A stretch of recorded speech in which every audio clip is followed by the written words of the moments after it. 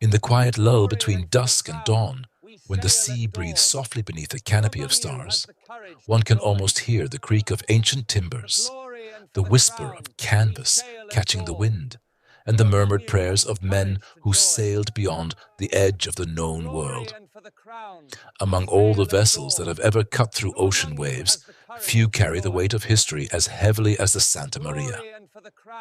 She was not the fastest, nor the grandest, nor even the most seaworthy of her time, but she was the flagship of a voyage that would redraw the map of human understanding. The Santa Maria was more than wood and rope. She was a vessel of destiny. In 1492, under the command of an ambitious Genoese navigator named Cristobal Colon, known to the English-speaking world as Christopher Columbus, she carried Europe's dreams, fears, and ambitions across the uncharted Atlantic. Her journey marked the beginning of sustained contact between the Old World and the New, initiating centuries of exchange, conquest, transformation, and tragedy. Though her life was brief and her end unceremonious, the Santa Maria became immortal, not in the annals of naval engineering, but in the collective memory of humanity. This is the story of that ship, her birth in a sun-drenched Spanish shipyard, her reluctant role in one of history's most consequential voyages, her quiet demise on a Caribbean shore, and the enduring echo of her name through time. It is a tale not just of planks and sails, but of ambition, error, courage, and consequence. So settle in, dear listener, as we drift back over 5 centuries to an age when the world was still being discovered, one ship at a time. To understand the Santa Maria, we must first understand the world that built her. The late 15th century was a time of profound transformation in Europe. The Middle Ages were receding like a tide, giving way to the Renaissance, a rebirth of art, science, and human curiosity. Cities flourished, trade routes expanded, and monarchs sought new sources of wealth to fund their ambitions. At the heart of it all was a hunger for spices, silks, and gold, commodities that flowed from the mysterious East through the hands of Venetian and Arab merchants at exorbitant cost. For decades, European powers had dreamed of a direct sea route to Asia. The overland Silk Road was long, dangerous, and controlled by rivals. The Portuguese, under the guidance of Prince Henry the Navigator, had already begun probing the coast of Africa, seeking a southern passage. By 1488, Bartolomeu Diaz had rounded the Cape of Good Hope, proving that the Indian Ocean was accessible by sea. Spain, newly unified under the Catholic monarchs Ferdinand and Isabella after the fall of Granada in 1492, watched with envy. They needed their own path to the riches of Cathay and Cipangu, Marco Polo's fabled lands of silk and spice. Enter Christopher Columbus, a seasoned mariner with a radical idea. Instead of sailing east around Africa, why not sail west across the ocean sea? He believed the earth was smaller than scholars claimed, and that Asia lay just a few weeks' sail to the west. Though his calculations were flawed, he underestimated Earth's circumference by nearly a third. His conviction was unshakable. For years, he petitioned courts across Europe. Portugal rejected him. England and France showed little interest. But in the spring of 1492, after the Reconquista freed Spain from centuries of Muslim rule, Queen Isabella, swayed by a mix of piety, ambition, and political calculation, agreed to fund his expedition. Thus, in a world poised between medieval faith and modern enterprise, the stage was set for a voyage that would alter the course of history, and for a modest ship named La Gallega, soon to be reborn as the Santa Maria. The Santa Maria was not built for glory.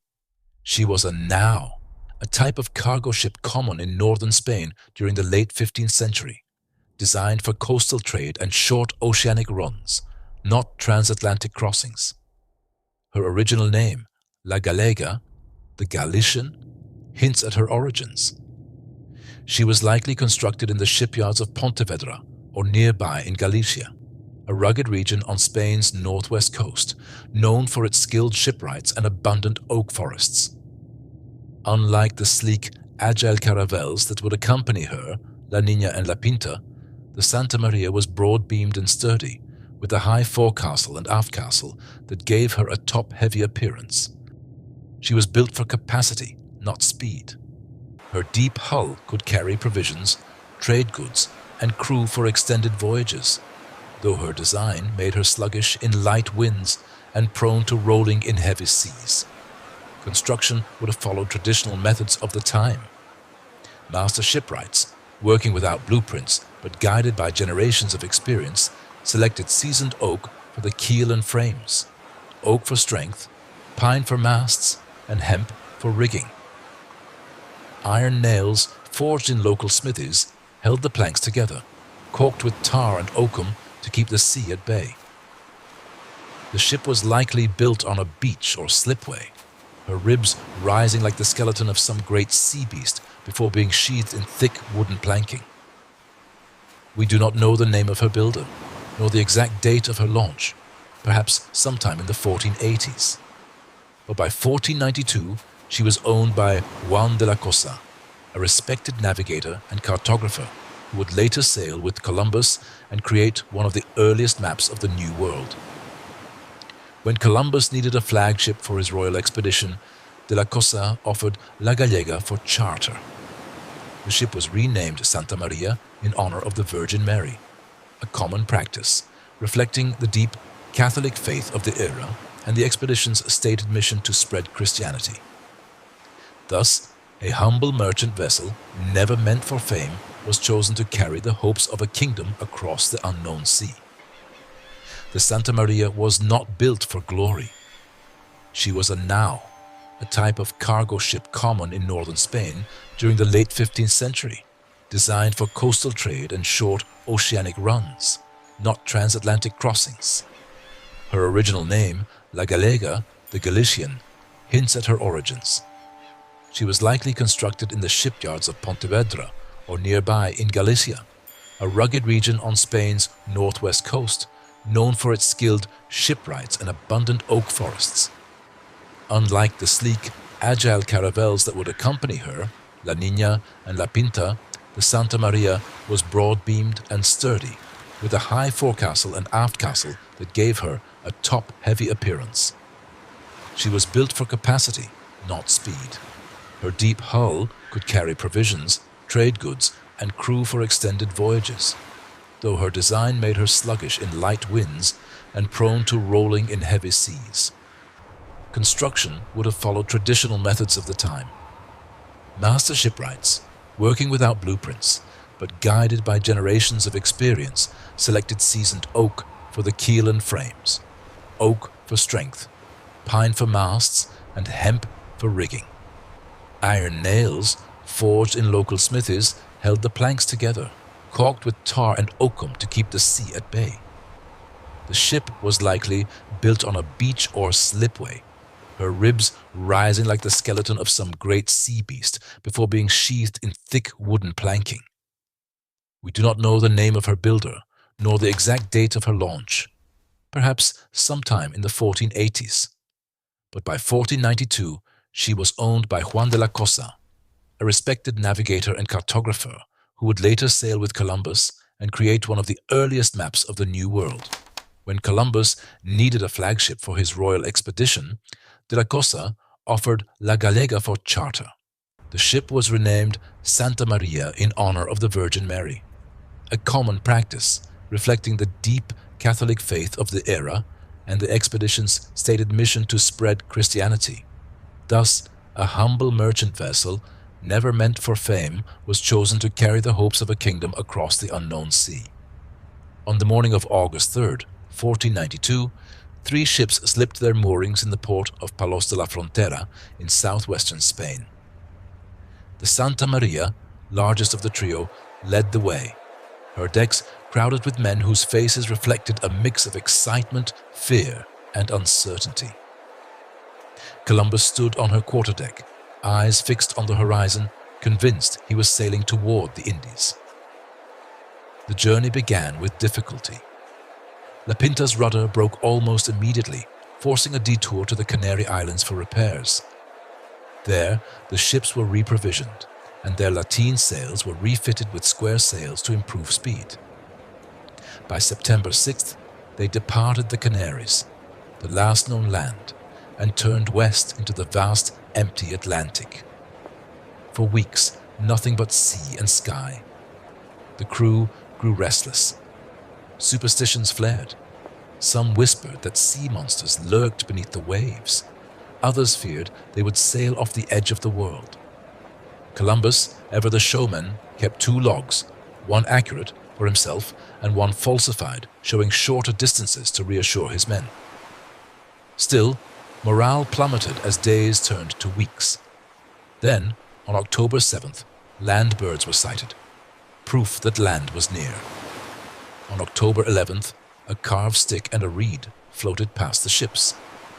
That night, a light was seen from the Pinta.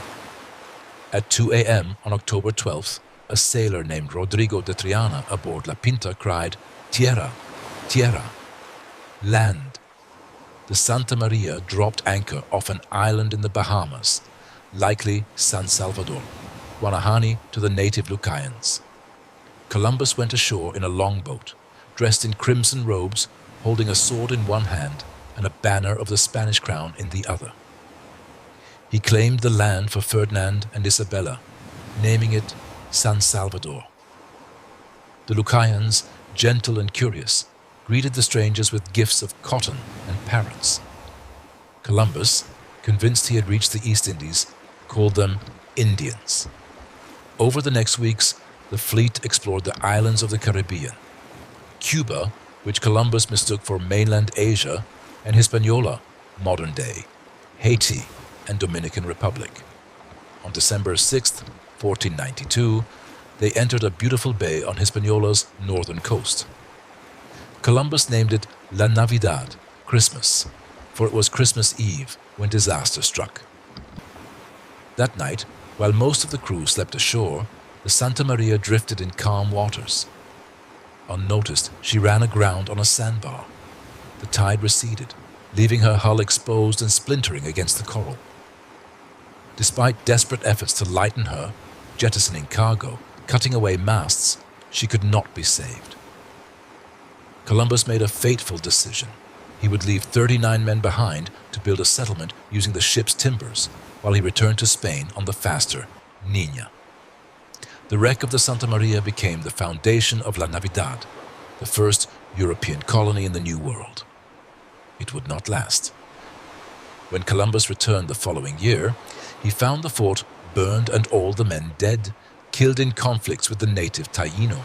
Thus ended the life of the Santa Maria. Not in battle, not in storm, but in stillness on a tropical shore, her bones repurposed as the first fragile outpost of an empire yet to be born. Though the Santa Maria vanished in 1492, her legend only grew. For centuries, she became the symbol of discovery itself, the ship that bridged 2 worlds. In Spanish chronicles, she was hailed as the vessel of divine providence. In school books across the Americas, she appeared in illustrations beside a triumphant Columbus, her sails billowing with destiny. Yet as historical understanding deepened, so too did the complexity of her legacy. The Santa Maria was not just a ship of discovery, but of invasion. Her arrival marked the beginning of colonization, disease, slavery, and cultural erasure for millions of indigenous peoples. Modern historians now view her voyage not as a heroic leap into the unknown, but as the opening chapter of a tragic and transformative encounter. Still, her physical memory lingers. In 1978, underwater archaeologist Barry Clifford claimed to have found the wreck of the Santa Maria off the coast of Haiti near Cap Haitien.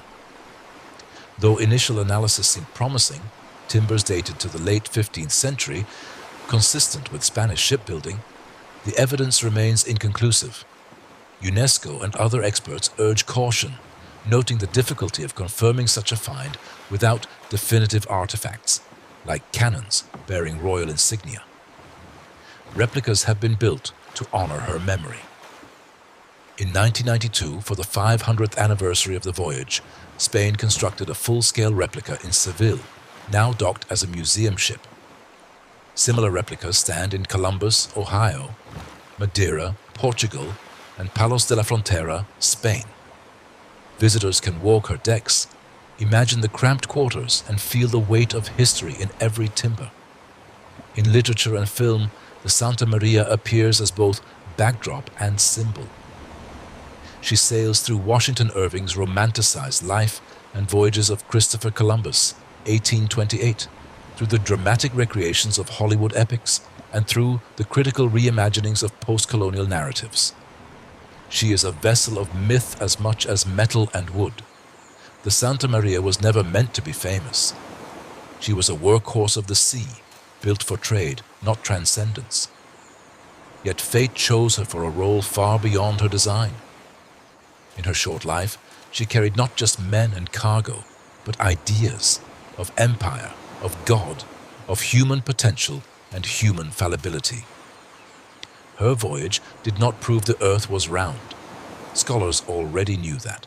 It did not bring immediate wealth to Spain, and Columbus never realized he had found a new continent. But the Santa Maria's journey irrevocably connected hemispheres, initiating the Columbian exchange, the transfer of plants, animals, diseases, and cultures between old and new worlds. Potatoes, maize, and tomatoes would feed Europe. Horses, wheat, and smallpox would reshape the Americas. In the end, the Santa Maria teaches us that history is rarely shaped by the grandest or fastest, but by the vessels that happen to be in the right place at the right time, guided by flawed men with unwavering belief. She reminds us that discovery is never innocent, that every horizon crossed casts a shadow behind it. Today, as we sail through oceans of data and digital maps, it is humbling to remember a time when the world was still unknown and a single ship, creaking in the night, dared to cross the void. The Santa Maria may lie buried in Caribbean sand, her timbers long rotted, but her name sails on, through textbooks, through debates, through dreams of what lies beyond the next wave. And so, as the stars wheel overhead and the sea whispers its ancient song, we remember her, not as a monument, but as a moment, when the world grew larger and smaller all at once.